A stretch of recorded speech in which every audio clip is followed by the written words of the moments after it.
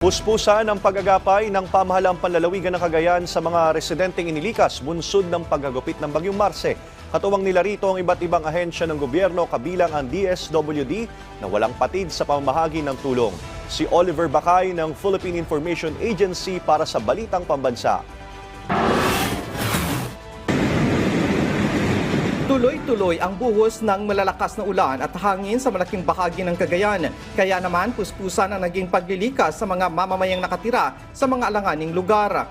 Ang lokal na pamahalaan at iba pang ahensya ng gobyerno ay agad nagpaabot ng tulong sa mga nasa loob ng evacuation center. Dahil sa sunod-sunod rin ang pagkakaroon ng bagyo sa Cagayan Valley, ay may mga nag-request na ng karagdagang mga relief goods sa DSWD para sa mga apektado ng Bagyong Marce. Meron na rin nag-request coming from the municipality of Apari at Pamplona at ang Camalaniugan. So inaasahan natin yung iba pang municipalities ay magre-request din po sila ng additional family food packs dahil nga po nagkaroon po ng mga preemptive evacuation.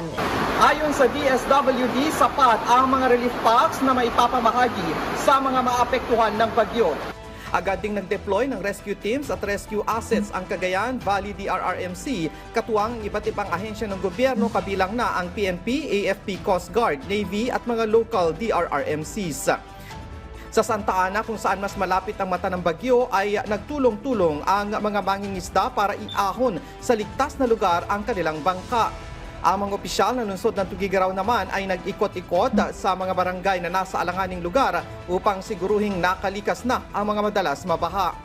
Please evacuate and keep safe dahil hindi lang mo buhay ninyo yung may problema doon pag nagkataon. Pati po yung mga rescuers natin, ayaw naman po natin na mapasubo sila ko. Siniguro rin ng DSWD at ng RDRRMC Cagayan Valley na handa ang Rion 2 na magbigay ng tulong sa mga kalapit na rehiyon nito kung sakaling kailangan nila ng pagbibigay ng relief goods sa mga maapektuhan ng bagyo.